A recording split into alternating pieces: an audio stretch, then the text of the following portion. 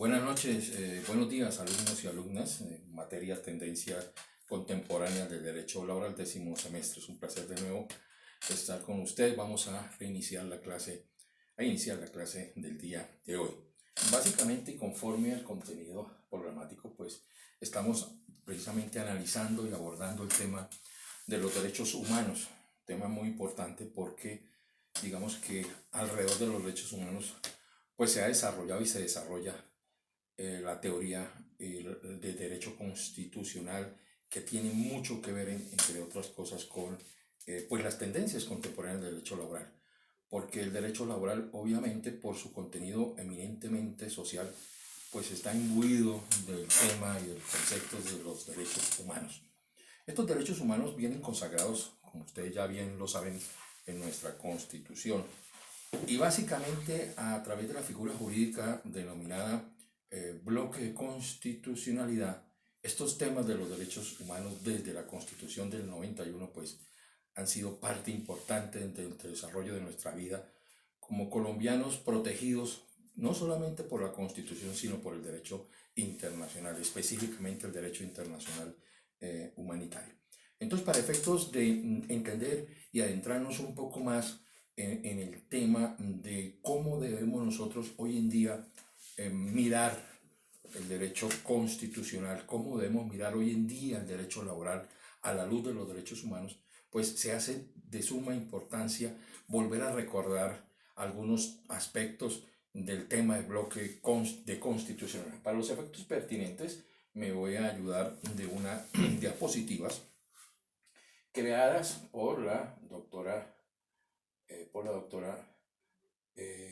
Carmen Sadurán, para que darle la validez a que ella es la autora de esta diapositiva, pero me voy a atrever a utilizarla para efectos de explicar los temas.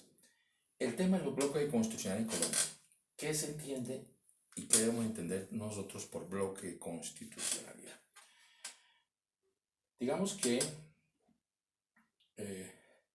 el bloque constitucional pues tiene una serie de entendidos y de conceptos que se hacen necesario pues explicitarlos, ¿no? Básicamente de forma muy inicial podemos hablar como bloque de constitucional aquellas normas constitucionales pero que están fuera del texto, es decir, como en algunas clases ya les mencionaba, el bloque de constitucionalidad hace referencia a ciertas normas que aunque no están formalmente en nuestra Constitución Nacional, se entienden incluidas dentro de ellas. Y eso es muy de suma importancia, porque la Constitución del 91, como ustedes bien lo saben, pues tiene un carácter normativo, a diferencia de la Constitución de 1886 anterior a esta Constitución, donde la Constitución no tenía un contenido, una característica normativa y por lo tanto no era utilizada para interpretar y solucionar conflictos de índole laboral, por supuesto, que es el tema que nos concierne. Entonces hay una serie de normas que no están aquí de manera formal, pero que se deben entender para interpretar esa serie de conflictos. ¿Qué debemos entender? Pues para los efectos del bloque de constitución traigamos a colación una pero muy breve reseña histórica del bloque de constitución que ustedes, supongo yo, a estas alturas de su carrera, pues las tiene más que analizadas y estudiadas. Recordemos que dentro de la historia, inicialmente nos remontamos a la Constitución de Filadelfia. Acuérdense que la Convención de Filadelfia, el 17 de septiembre de 1787, allá en Estados Unidos, para efectos de la creación de su constitución, pues se realizó una convención en Filadelfia donde se reunieron delegados de muchos estados. Acuérdense que estaba recién independizados los Estados Unidos de Inglaterra, de los ingleses, por allá el 17 de octubre, recordemos, de 1781, pues los ingleses aceptaron su derrota e hicieron una serie de reuniones, inclusive en París, donde a través de ella pues aceptaron y reconocieron a los estados, a los recién creados Estados Unidos de América como un nuevo país. Y para efectos de la creación de una constitución, los delegados inicialmente de esas colonias que formaban en esa época los Estados Unidos, pues se reunieron en Filadelfia y el 17 de septiembre de 1787 pues constituyeron la convención, constituyó la Constitución de los Estados Unidos, que es la que rige actualmente con algunas enmiendas adicionales. Acordémonos que esa Constitución nacional, esa Constitución creada en la Convención de Filadelfia, no traía principios fundamentales. Es una característica y una, no ironía de la historia, pero sí una característica de cómo los Estados Unidos, a través de unas enmiendas, pues fueron incluyendo dentro de la Constitución Nacional los principios fundamentales que deben regir a una sociedad, en ese caso particular, a la norteamericana. Pero digamos que desde esa época ya se hablaba de, digamos, unos inicios en los Estados Unidos donde de manera muy, no de una manera muy expresa, pero sí a través de algunos casos, pues se entró a tener en cuenta que dentro de la Constitución existen algunos temas que forman parte de ese bloque constitucional, que todavía, pues obviamente no se hablaba en esa época de ese término, de esas cuestiones en esos términos, pero que ya indicaban que a través de la Constitución se iban a resolver conflictos particulares, que es lo que hace y una de las características que tiene nuestra actual Constitución con el tema del bloque de constitucionalidad. Cuando yo dije hace ratos que la Constitución del 91 tiene un carácter normativo, indicaba que a través de la Constitución o con base en la Constitución del 91 se resuelven casos, como reiteradamente pasa, ¿no? Valga la oportunidad de traer a colación el tema, por ejemplo, y como ejemplo, el caso del tema de la salud, ¿no? Acuérdense ustedes, cuando recién creada la Constitución del 91, pues surgió a través de la figura jurídica de la tutela, pues que algunas personas que no se les suministraban las medicinas necesarias o los tratamientos médicos necesarios, pues a través de la tutela solicitaban que se les diera esas medicinas o esos tratamientos médicos, así no estuvieran en esa época denominado POS. Es decir, cuando una autoridad, llámese en este caso un hospital, un centro médico, una clínica, le negaba a un paciente el suministrarle una medicina que había sido formulada por el médico, al no estar en el POS, se la negaban.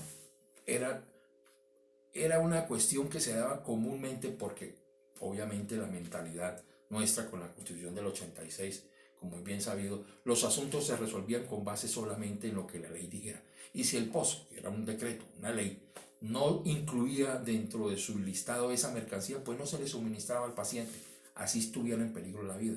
Pero con la Constitución del 91, pues al ser ya normativa, pues las cosas cambiaron dramáticamente, afortunadamente para nuestros ciudadanos, porque a través de ella y esas tutelas, pues es bien sabido cómo la Corte Constitucional, con base en la Constitución Nacional, pues dejó sin efectos esas normas del POS y en su defecto, pues protegió los derechos fundamentales en la salud con conexidad a la vida para efectos de que esas personas tuvieran acceso a esos medicamentos o esos tratamientos médicos. Entonces, obsérvese cómo sí se utilizó desde la Constitución del 91, en el caso de aquí de Colombia, se utilizó la Constitución para resolver conflictos. Pues eso ocurrió con la Constitución de Filadelfia, que digamos por eso lo traemos a cuento dentro de la historia del bloque de constitucionalidad, porque con eso vamos a poder entender que ya desde esas épocas pretéritas se resolvían los conflictos a través de la Constitución Nacional sin parar o sin darle efectos a ciertas leyes que iban en contra de ciertos postulados constitucionales y por lo tanto era principalísimamente obligatorio por parte de las autoridades judiciales pues resolver el conflicto con base en la Constitución y no con base en una ley. Entonces digamos que eso es un además el bloque de constitucionalidad y para los efectos pertinentes a lo que le estoy mencionando, existe el caso muy conocido del caso Lochner de 1905. Ese caso fue resuelto precisamente con base en los principios constitucionales.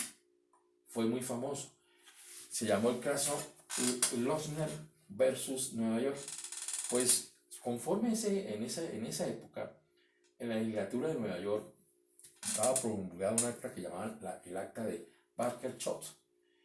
Establecía que el evento de un trabajador que prestaba servicios a una panadería, ese empleador vinculaba a ese trabajador y no podía vincularlo o estaba prohibido contratar a una persona que trabajara en una panadería más de 10 horas al día o más de 60 horas en toda la semana. O sea, existía esa norma de que usted como empleador no podía en un momento dado contratar a ese trabajador por más de 10 horas al día o 60 horas en toda la semana.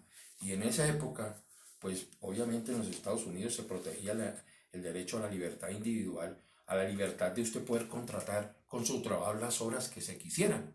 Entonces, con base en eso, el trabajador no, al empleador, al dueño de esa panadería, el señor Locker, pues lo sancionaron.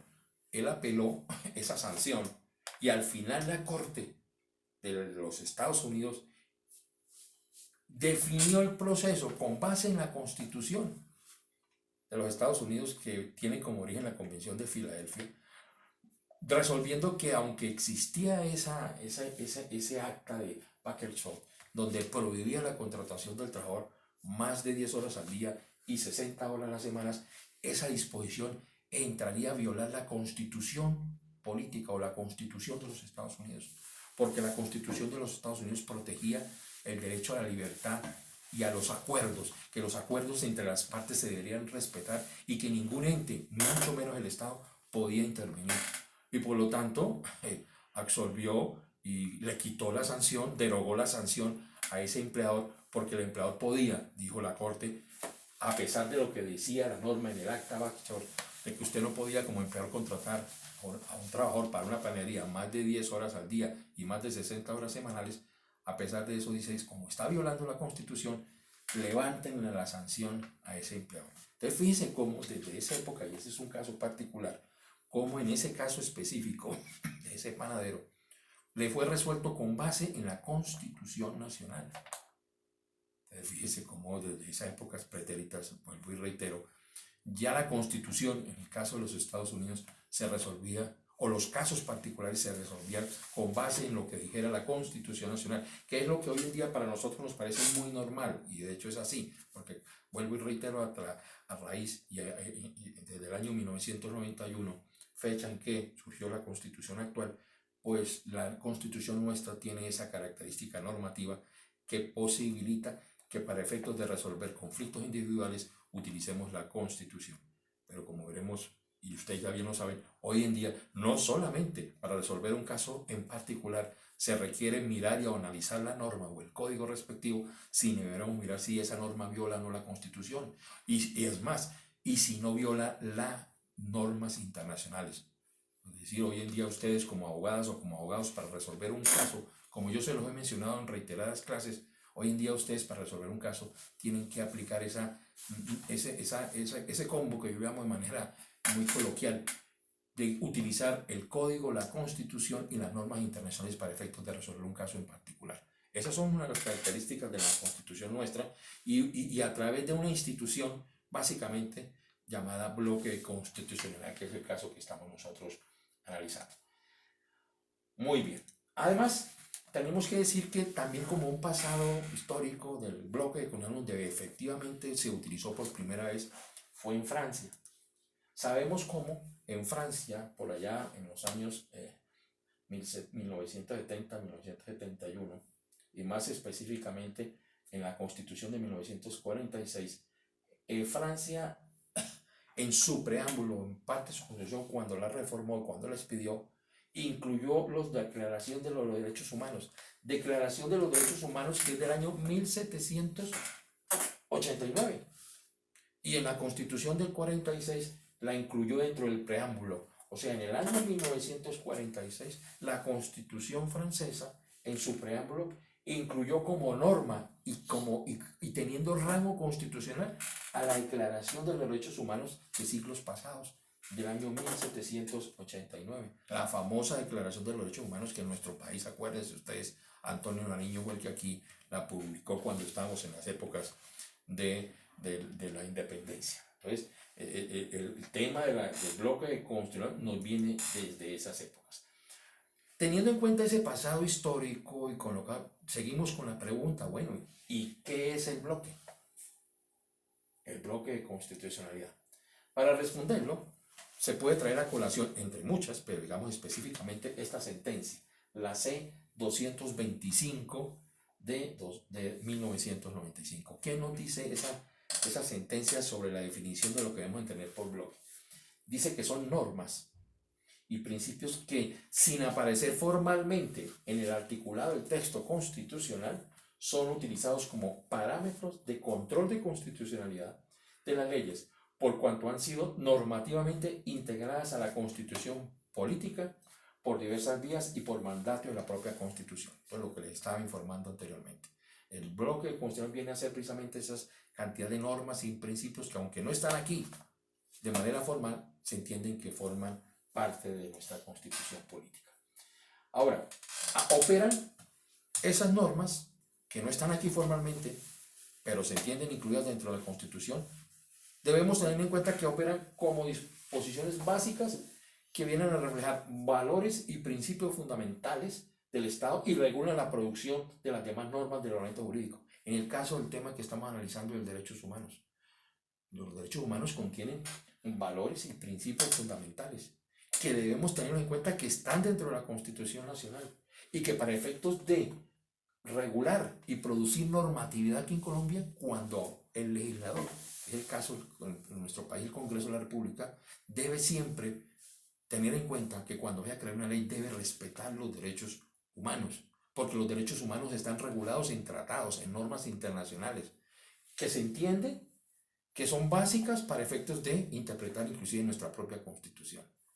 Con más ahínco podemos afirmar en este instante cómo esas normas internacionales sí forman parte de la Constitución Nacional. Por otro lado, tenemos que según Bobbio, ¿quién fue? Bobbio fue un filósofo político muy importante que, digamos que, a pesar de que él era muy positivista, porque al fin y al cabo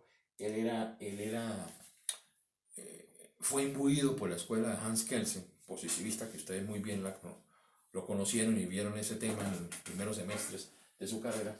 Pero de todas maneras, el tema de los derechos humanos, Bobbio lo entendió no como lo debemos entender nosotros, como lo han entendido la mayoría de las veces, o la gran mayoría de los doctrinantes y los constitucionalistas, que los derechos humanos más bien los podemos entrañar como algo propio que nos pertenece de manera natural. Por el simple hecho de ser nosotros seres humanos, tenemos derechos humanos.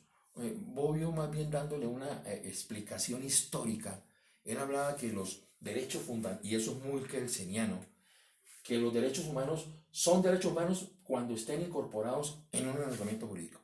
Se dan cuenta cómo es de positivista y de kelseniano, ahí en ese caso Bobbio, porque él está diciendo que siempre serán derechos fundamentales, serán derechos humanos si están regulados en una norma. Si no hay ninguna norma que los consagre, no son normas obligatorias. Simplemente, dice, van a ser como parte, digamos, parte ética, cuestiones de moral en un momento dado, pero no como norma. Y como no es norma, no es obligatorio cumplirlos. Esto es un concepto muy histórico de Bobbio que se trae a cuento porque dentro de aquellas personas que aún dudan, afortunadamente muy pocas hoy en día, que dudan que los derechos humanos no forman parte de las distintas constituciones del mundo, ya sea de manera expresa o tácita, debemos tener en cuenta entonces nosotros que por el hecho de que seamos seres humanos, o somos seres humanos, pues los derechos humanos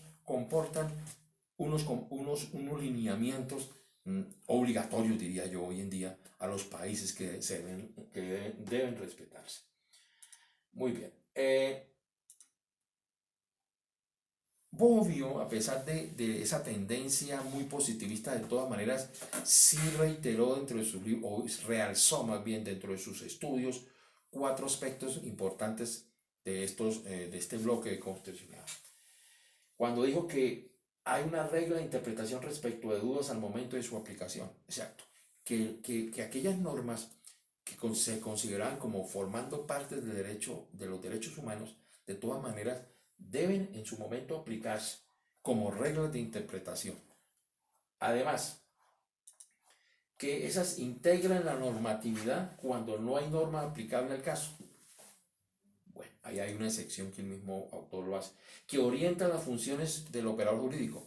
O sea, en el caso de un juez, cuando va a resolver en su juzgado, en un tribunal o en una alta corte, va a resolver un asunto, pues le sirve y orienta su función, el concepto de los derechos humanos y de bloque de constitucionalidad.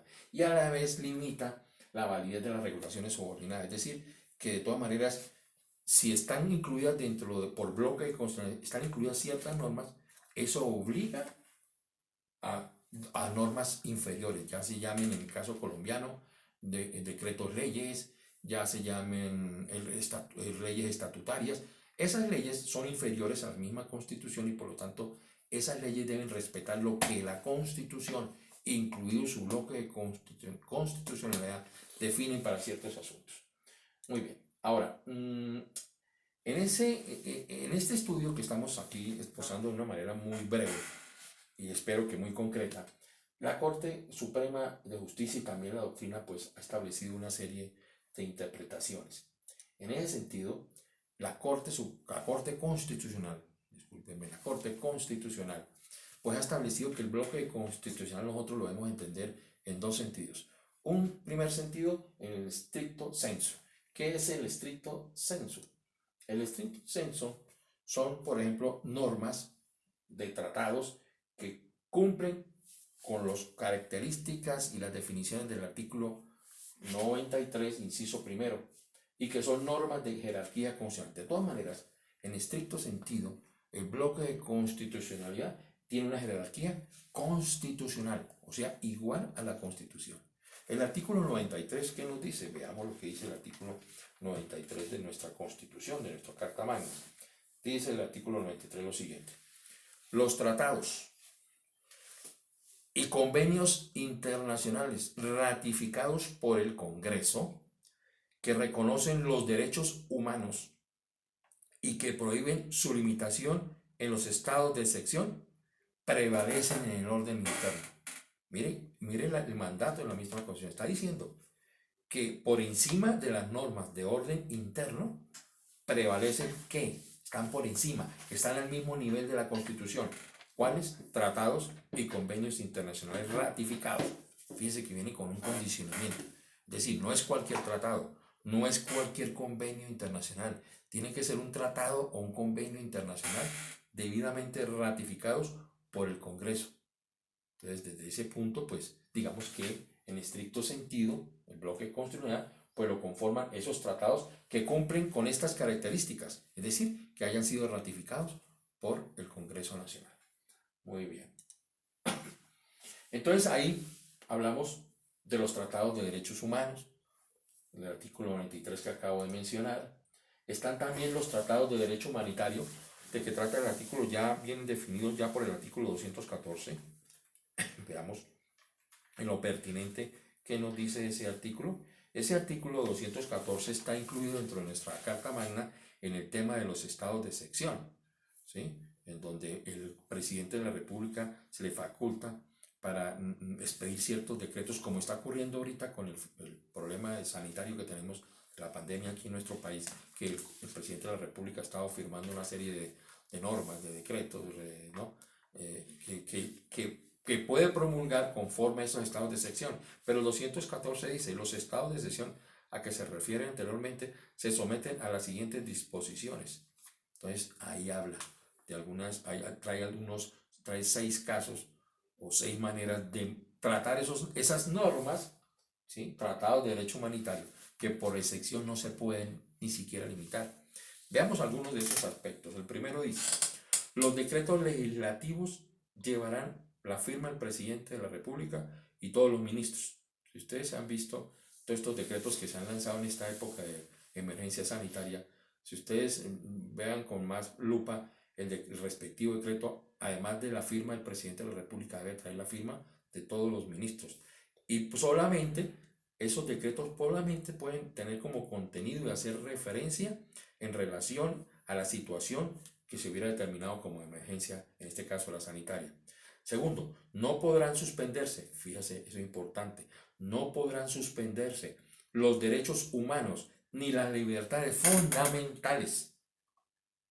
Entonces ahí uno se pregunta, y seguramente ahora la Corte Constitucional va a conocer, y por control de constitucional automáticamente la ley así lo indica, la ley constitucional indica que todos estos decretos van a ser analizados ahorita por la Corte Constitucional y va a analizar si son exequibles o inexequibles, si cumplen con la Constitución. Y se pregunta uno si esa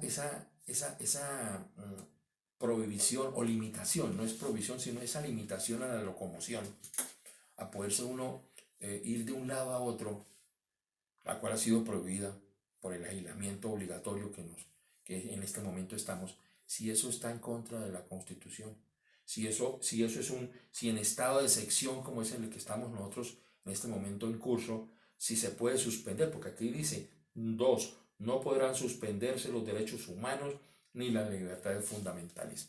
Ahí les dejo esa inquietud para que ustedes, cada uno la estudie, lo analice y dé su propio concepto. Son temas interesantes, actuales, nada más y nada menos.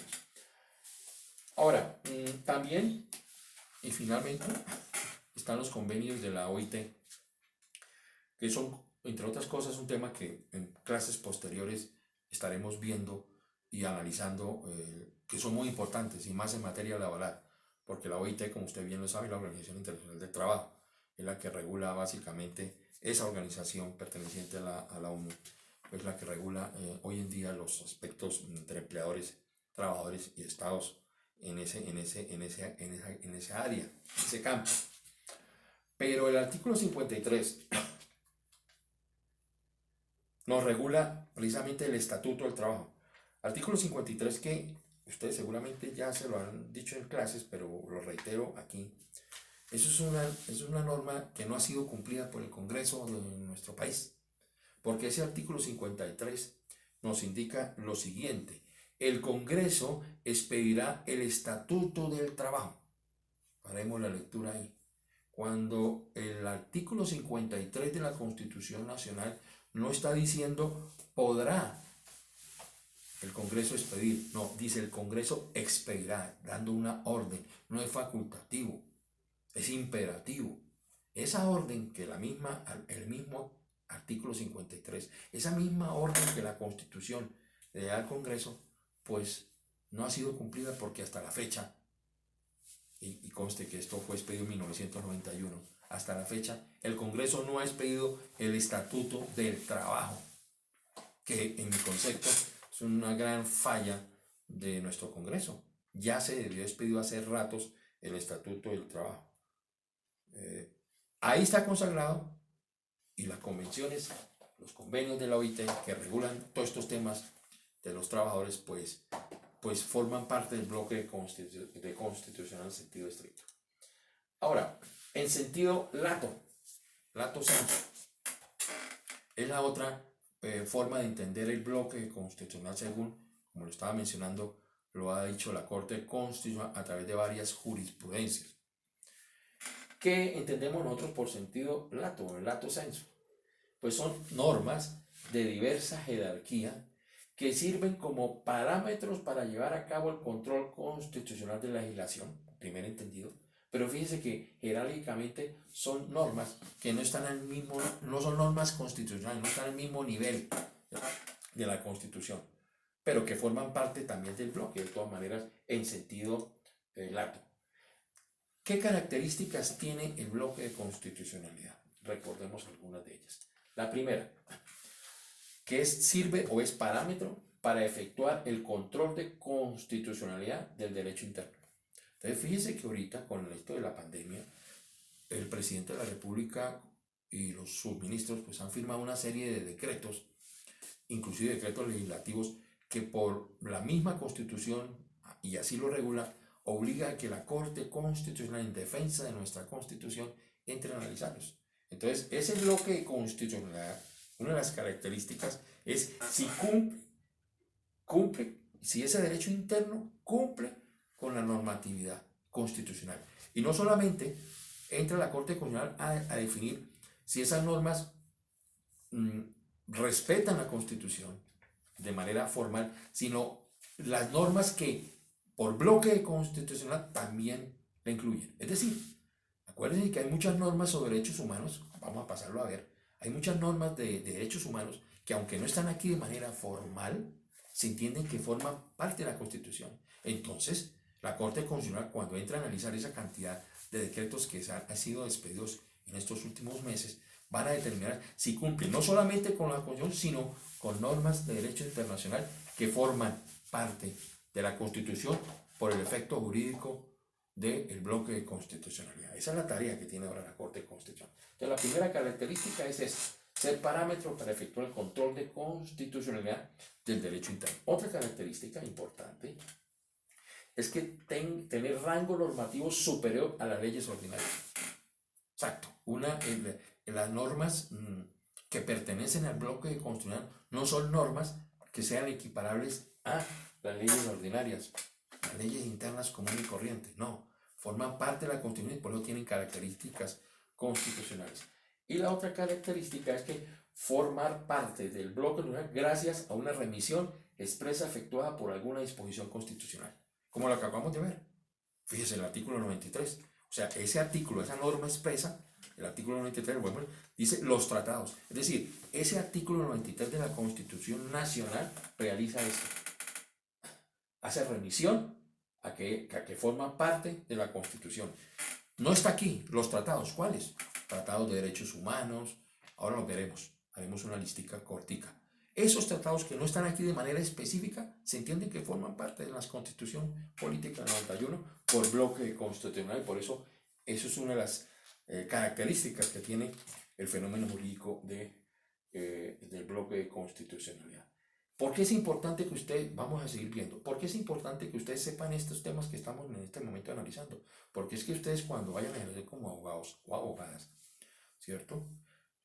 Y para efectos de entender las tendencias actuales, contemporáneas del derecho laboral, ustedes nunca pierdan de vista que ustedes tienen que hacer referencia no solamente a las normas colombianas, no solamente a la Constitución, sino también a las normas internacionales. ¿Y cuáles normas?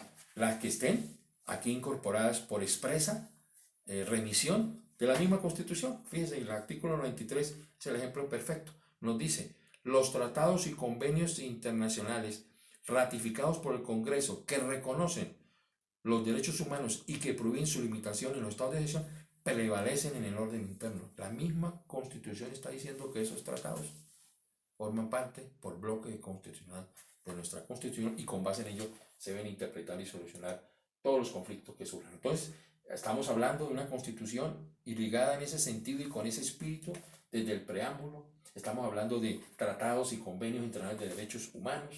Estamos hablando de leyes orgánicas estatutarias, inclusive, si tienen esa característica, que orientan, vuelvo y reitero, la interpretación de la Constitución frente a casos particulares.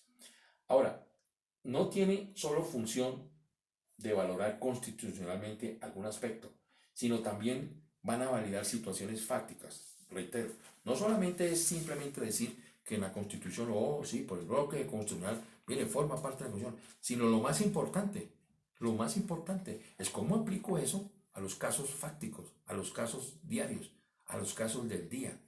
Pues obviamente ya la Corte Constitucional nos ha dado muchos ejemplos de cómo es que se aplican esas normas internacionales, cómo se aplican a efectos de resolver conflictos internos.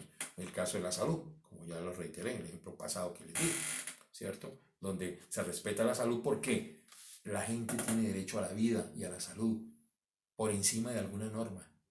En el caso de los POS, si usted va como ciudadano, está enfermo, necesita una medicina, necesita una cirugía urgente, donde va de por medio su vida, prevalece eso frente a esa norma.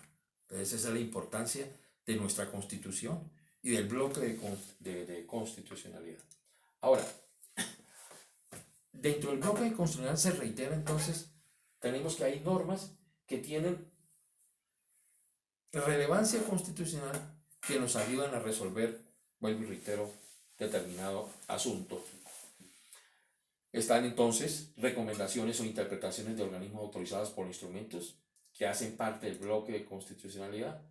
Y entonces, conforme a lo que ya hemos hablado, en definitiva, ¿qué podríamos decir que forman parte e integran el bloque de constitucionalidad?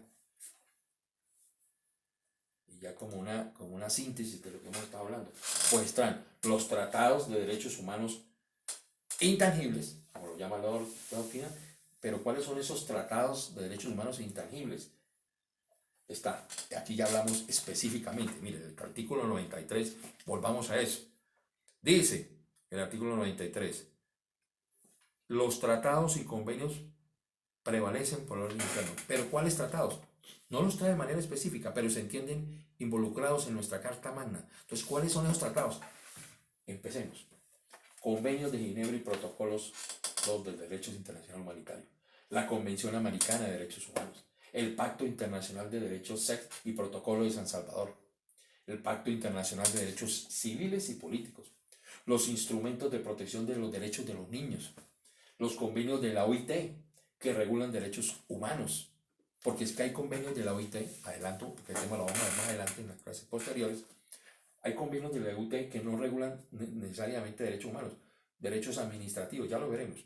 Solamente entra parte dentro del bloque de constitucional los convenios de la OIT, pero que regulen derechos humanos. Pero también hay tratados de normas internacionales que regulan derechos intangibles. ¿Cuáles son? Miremos. La Convención contra la Tortura y Tratados Crueles. La Convención Interamericana sobre Desaparición Forzada, artículo 94. La Declaración Universal de Derechos Humanos, más allá del marco del artículo 93, y normas jus cogens. También, además de eso, también tenemos las recomendaciones e interpretaciones orgánicas de organismos internacionales,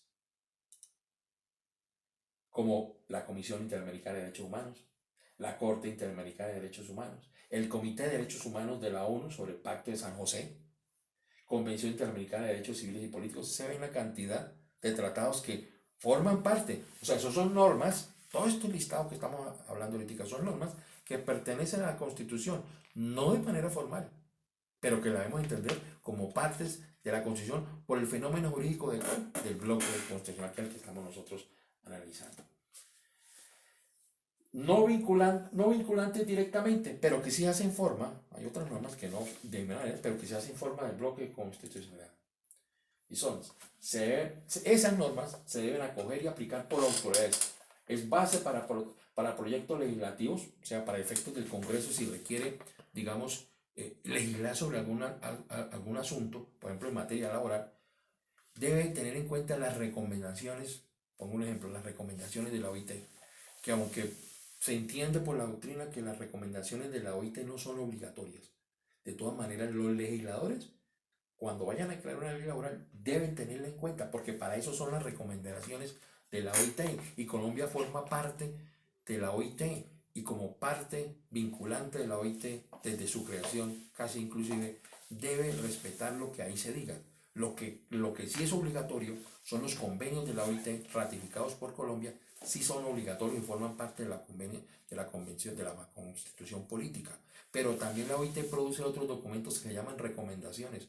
Esas recomendaciones, aunque en principio no son obligatorias, sí obligan, como dice aquí, son base para proyectos legislativos. O sea, debe tenerlo en cuenta ese país, en este caso Colombia, cuando vaya a legislar sobre temas laborales. Pero a pesar de ello, inclusive hoy en día la misma Corte Constitucional, para definir un proceso laboral que tenga que ver con alguna norma de la OIT, además de utilizar la convención, los convenios de la OIT, también utiliza las recomendaciones, es decir, también se fundamenta en sus sentencias con las recomendaciones.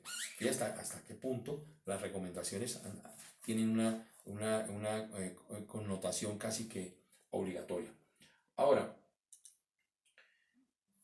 hay también leyes estatutarias y leyes orgánicas que forman parte de este tema, y tratados, como el caso de tratados limítrofes, el artículo 101. Con este nuevo enmarcamiento de las normas que forman parte del bloque constitucional, nos seguimos preguntando, y entonces, ¿qué no hace parte del bloque de constitucionalidad?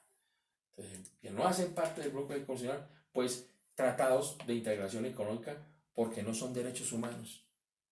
Entonces, digamos, no forman parte del bloque, no es obligatorio, porque simplemente son tratados que las naciones respectivas firman, pero para efectos simplemente comerciales, como por ejemplo los tratados que hizo Canadá, Estados Unidos y México, son convenios comerciales, Mercosur, el mismo Pacto Andino sobre Comercio también, ciertos tratados comerciales, es los tratados que entre otras cosas han originado en cierta manera el origen del problema que tenemos hoy en día entre China y Estados Unidos, donde Estados Unidos ha desconocido tratados comerciales con China, entonces eso generó una guerra comercial que ha traído consecuencias económicas. Esos tratados, por ejemplo, de esa calaña, de esa entidad, pues no forman parte del bloque constitucional, porque en el bloque constitucional siempre hacemos referencia a tratados que tengan que ver, pero con derechos humanos. No pierdan de vista ese señalamiento. Entonces están las leyes estatutarias de administración de justicia, tampoco, porque eso depende de cada país como se quiera administrar desde el punto de vista de cómo organiza su rama judicial. Eso no forma parte. Entonces digamos que hasta ahí tenemos la explicación de qué forma el bloque de constitucionalidad. Importante traer a colación para que ustedes entiendan a perfección cómo este tema, que apenas lo he esbozado de una manera muy escueta, no ha sido muy profundo, pero los invito a ustedes que estudio personal, ustedes realicen ese estudio muy personal que tiene que ver con su vida profesional más adelante.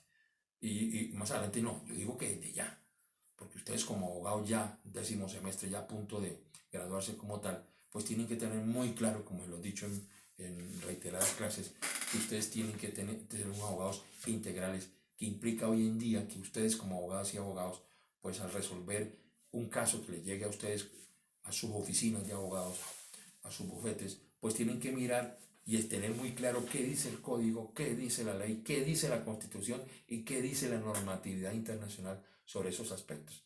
Ya no se pueden resolver las cuestiones solamente con la normatividad integral. Ahora, para la próxima clase no hay un trabajo específico, pero sí voy a poner un trabajo para el 28. O sea, al 28 de abril, hoy estamos a 21 ya, ¿sí? Estamos a 21, ¿cierto? 21, martes 21. Entonces el 28, para la próxima clase, no hay un trabajo específico que yo les vaya a poner, pero para la siguiente clase, o sea, para el 5 de mayo, sí me van a traer ustedes analizados una sentencia o varias sentencias. Lo que pasa es que voy a poner grupo. Entonces, las personas que voy a enumerar van a atender esta sentencia. Karen Chaparro, Alma Daniela Escobar, Nora Salomé Gaitán, Luisa Fernanda Garzón Ochoa y Naidú Gómez, y finalmente Osvaldo González Rodríguez. Esas personas, esas 6 personas, van a analizar la siguiente sentencia y la van a anotar ahí, anótenla. La C raya 225 de 1995.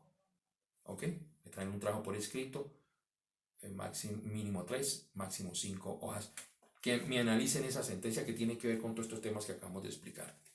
Las siguientes personas: Juan David Grimaldos, Natalia Carolina Hernández, Daniela Alexandra Lucero, Alejandra López Castro, Edinson Alexander Mancera y John Montenegro Barajas, me van a analizar la siguiente sentencia, la C 067 del año 2003. C 067 del año 2003. Esas personas, a mí, un trabajo por escrito, va a ser un previo, pero eso ya, ahora termino de decir sobre esa sentencia.